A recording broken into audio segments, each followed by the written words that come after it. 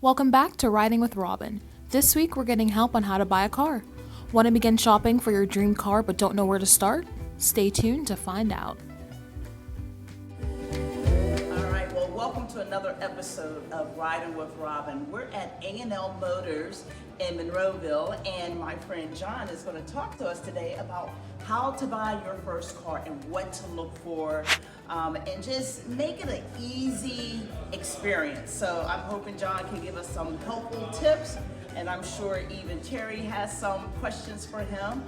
So, John, welcome to an episode of Riding with Robin. Thanks, Robin. Happy to be here with you guys. Good. So, I'm hoping that maybe when we're talking about buying a new car, that we're just going to take a walk through the dealership here, and maybe you could just tell us, like, should customers be afraid to come into a dealership? You know, everything now, you can do things on the internet. You can buy a car like out of a vending machine almost. So what's your opinion about dealerships? So I think the dealership experience is so important nowadays because then you have a focal point. These car buying experiences that you can get from a vending machine or even from Carvana, things like that are great, but you don't have a name or a face to place with your entire experience. You don't have someone to always go back on. And you're right. People can do all the research about buying their first car online before they get here. So already they're armed with a teeth. That being said, they have no fear to actually come in and think that they're going to be, taken advantage of or anything like that, because you already have all the information coming in. So buying it from the dealership is actually a really good idea nowadays. Good. That used to be a fear back in the day. You go into the dealership and you just felt like someone was just coming at you and you felt this pressure. Yes. So it's nice to know that that pressure has been eliminated. So as a young person or anyone who's buying their first car, what are some of the things they need to consider before they even come into the dealership? Absolutely, good question. Obviously, price range is a huge one. Before you get going into somewhere, know how much you want to spend. Otherwise, you're going to be running from one end to the other and find you might be able to afford this and you might not be able to afford this. And you would have taken too much time to look at something that you couldn't have afforded. Also, you want to check on your insurance beforehand too. Insurance is really important. When you're buying a car, you have to have your proof insurance and you have to get it insured when you're buying the vehicle. So all those are important. The other thing I would do is do the research before you get here. Make sure you know what you want, or make sure you have an idea of what is important to you in a vehicle. Okay, so let me ask you, do you have to have a driver's license in order to purchase a vehicle? You do. That's a really good question. Okay, so you have to have your driver's license, but you're also saying you have to have insurance, or you do not have to have insurance? You do have to have insurance. Okay. Now, if you don't have insurance at the time of sale, you could go ahead and basically buy insurance while you're buying the car so that you could get the car insured then. But again, you can't buy the car without insurance. Okay, all right. So should someone consider, I know you're talking about, we're just gonna walk through the dealership. I know that you mentioned knowing your price range. Should someone consider obtaining a loan or before they come to the dealership, or try to do that at the dealership? Should they worry about their credit? Can you give us some insight? Yes. It's a good idea to have an idea of what your credit is worth before you get here, or before you get to a dealership, just so you are armed. Again, it's about arming yourself, and not to be aggressive or combative against the dealership, but just so you have a fair amount of knowledge as well. You don't want to go into anything without having any idea. It makes it difficult, but again, when you're buying a car, there are some very important things that if that information isn't there, they won't let you have it. Okay, all right. So the first car, we live in southwestern PA. What are some things that you think are a must to have in a vehicle? Any suggestions? Yeah, I mean, all-wheel drive is obviously a big one for people. If you're not going to get an all-wheel drive car, though, just be aware that you can get a car that's not all-wheel drive and drive it all year here. You just need to make sure that if you're doing that, whether it's a rear-wheel drive or a front-wheel drive, that you're ready for the winter when that comes. Inclement weather can make it difficult for a rear-wheel drive to get around sometimes, but sometimes all you need is a little weight in the back. Ah, okay, all right. So people, big car, little car, what any recommendation for a new buyer, first time buyer? So for a first time buyer, it's probably best to get a smaller vehicle so that you can kind of, it's in your price range to begin with, A. B, also, you might not need as much of a vehicle. But if you're a first time buyer and you have a family, obviously you're gonna need to get a bigger vehicle. So I think to answer your question, it's gonna depend on the client, really. Okay, all right. So I know Terry is new to our team and she is a young driver. So I think some of the fears that some people might have is maybe not understanding how that vehicle works. You know, there's so much technology in our vehicles now, and I think sometimes we don't use it to its fullest capacity. What can you tell someone who's young, who's inexperienced, how to really educate themselves about their vehicle and use it to its fullest potential? This question hits home for me because it's part of my job. For a lot of clients that they don't want to go back to a dealership to learn, there are plenty of YouTube videos out there, and YouTube videos are great to learn information about what's going on in your car or learn how to do something that you don't know exactly how to do. Again, there are also aids. For instance, when I said buying from the dealership does help, you do have a name and a face, the place with the experience. You also might have some extra help like myself. So places like BMW, and I know Land Rover or Jaguar, they have specialists that actually, their whole job is to teach you how to use your car. Okay. So as a BMW genius, I go through all the ins and outs of your vehicle and show you how to work the Bluetooth, navigation, and everything in between. But you don't have that experience or you don't have that in, again, YouTube is a great place to go for that information. So you're a BMW genius. Correct. Wow, nice. Well, maybe we can get one of these BMWs from the genius. So maybe we'll have new driving cars for the city cars full of driving. That would be awesome. I don't know if there's anything else. Oh, I know. There's a couple other questions I have. So once you buy a car, you don't just buy it and get it and drive. Obviously, there's a maintenance that's involved.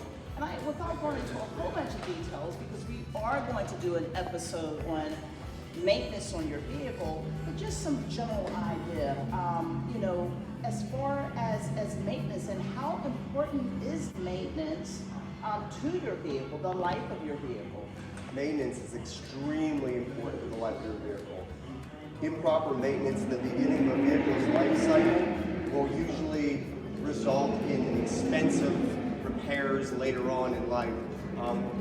Things like oil changes should never be missed. Tire rotations, anything like that. Your maintenance is very important. Newer cars, a lot of these new cars come with maintenance packages. So I know BMW comes with a 3-year, 36,000 mile maintenance package for those 3 years and 36,000 miles, whichever comes first. Things like the oil changes will be covered. Things like fluids, wiper blades, brakes, rotors, those things are covered under a maintenance warranty. But you don't have it from the beginning. You don't buy the car new, and it's not a problem. You just need to make sure that you're aware of what the maintenance is required for that vehicle going forward. It's also a nice idea, if you're buying a certified pre-owned or a used vehicle, to see if they have any of the maintenance records with it. That way you have an idea of what was done before you had gotten possession of the vehicle. A lot of these places actually will have those maintenance records if you ask for them. Okay, so you mentioned a used vehicle. Would you recommend a used vehicle purchase over a new vehicle purchase? And also, if you would give us your insight on to leasing a vehicle versus buying a vehicle. Good question. Again, I think it is going to be dependent upon the client and their certain situation. I personally would like to get new just because I know I do have the maintenance. I start that car fresh and I know I'll have it for its maintenance and everything's basically covered for me. However, it doesn't mean you can't get a great car certified pre-owned or used. It just means you have to do your research ahead of time. It's always about arming yourself with the knowledge and not to be combative, but just to be educated. Okay. All right. So what about a lease vehicle? Same kind of idea, you know, is it or lease road? cons to lease versus an outright purchase? So with a lease, you are going to get the car new. And I know in terms of with the BMW leases, that's why a lot of people do lease the BMWs. They do have that 36,000 mile, 3-year maintenance warranty. So in a lease, you usually have a 3-year or 2-year lease. In that term of that lease, you won't ever have to worry about the maintenance because it's already covered in the vehicle. One thing about the lease, though, is you don't ever have any equity in your vehicle, obviously. You're just paying for the use of the vehicle, and then when you turn it in, you're going to go and get a new vehicle. It is great to do a lease if you're excited about doing the latest and greatest car every couple of years. If you want to be in the latest and greatest car every couple of years, a lease is a great way to do it. Again, with a lease, though, you need to watch about mileage because mileage is important in the lease. The leases will determine, they'll have a set amount of mileage you can put on that car in the lease time. So let's say maybe you get a lease that's a 3-year lease and you're only allowed 10,000 miles a year on the car. So by the end of the lease, the 3 years, you only can have 30,000 miles on the car. If you have more than that, they'll charge you for the mileage. Okay, all right. Well, I was wondering if we could walk around because I know that this facility has been remodeled. There's an add-on, and we were surprised when we came in that you actually have like a little clothing store inside of the dealership and a little cafe. So I just want to come here to hang out for the day and not buy a car, but the experience. I mean, it is truly an experience when you're buying a car, especially here at A&L Motors. We said it was very luxurious. You come in and we didn't even realize we were still in Monroeville. So yeah, if you don't mind, if we could just walk around a little bit and Preface that with what you said first. It is about the experience. And one of the things we found here is if we don't give the client a great experience, a memorable experience, they may not really come back. And we really want a retention of our clients.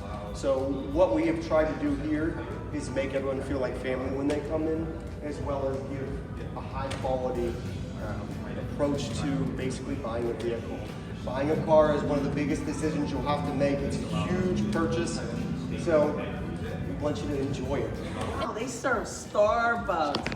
So John, if you can just tell us about this area. So BMW wanted their dealerships to have a little cafe for clients, and they asked us to make it what they call an Isetta bar. The Isetta is a BMW. This is a picture of one. It was an Italian design from the Isetta company. They used to make refrigerators. They sold BMW the design back in the day. That's why you'll see the front door opens like a refrigerator there. But of course, it gives that whole feel and that vibe for a very modern and at the same time chic or nostalgic area. With our cafe, as Robin said, we do proudly serve Starbucks coffee. We do also have a company come in and they monitor all of our cafes. So they stock all of the drinks, all of the snacks, and all of the sandwiches and salads. They have a little kiosk here, a lot of complimentary things. The coffee machine, of course, is all complimentary. This coffee machine is pretty crazy. It's like 2 whole pages of different options. Wow. Mochachinas, cappuccinos, French vanillas, cafe lattes, more than I can imagine. And we have 3 different roasts of coffee beans at all time. We usually always have espresso roast, Verona, as well as Pike's Place. Water, of course, is complimentary for us as well, and a whole bunch of hot teas. Our new thing, we just got an ice shaver, so we're working on it being able to give snow cones out to kids in the summer, or parents, or anyone else that just feels like a snack for the day in a hot day. I just want to know, do I need to make reservations to have dinner here? Because this would be a dinner place right now. Well, if you want to make a reservation, we'll make sure your table is ready. Okay, thank you. There's clothing here. There are toys here, so we thought it'd be pretty neat to show our viewers this part of the dealership. So I'll let you introduce it. So on the Jaguar Land Rover side here, as you see, we do have another set of kiosks, these 2 recessed walls that basically are stores for clients. They have all kinds of cool stuff. Everything from your normal keychains that you would think of, or portable umbrellas for your vehicle, but they might also have wine cork stoppers that are styled as the old Jaguar symbols. They also might have nice little letter openers, as you see this Jaguar Leaper with the letter opener coming off. They'll have bottle openers. Really, there's no limit to what these automotive companies are putting out in terms of accessories anymore. They want to promote their brand, of course, and they want to excite their clients, and they want their clients to be excited wearing their apparel and using their items. A lot of these jackets, as you can see, definitely swag out with the OEM labels so that people know exactly what that person is wearing. They even have kits nowadays to build your own Land Rover out of Connects and Legos, which is super cool. I did not build this one, so don't ask me how to build one, but there it is. Thank you, John, for allowing us to come into your home, and we were greeted by Joyce, the receptionist. It was a nice greeting. We felt like we were at home. This is not my first time being here. I've done other things with you guys, and you are definitely a member of the community, a great member of the community. This is A&L Motors in Monroeville. So if you're looking for a car, you need some advice, don't be afraid to come here. And look at my friend John. So John, thank you so much for allowing us to be here today and to educate our customers on how to buy your first car. Thank you for coming. I'm so glad you stopped in. I hope you enjoyed it. And if you're coming in, tell me Robin sent you. All right. Thanks for watching this week's episode of Riding with Robin, and a big thank you to John for all your help. Next week, we have a special guest host as we discuss insurance for your vehicle. See you then.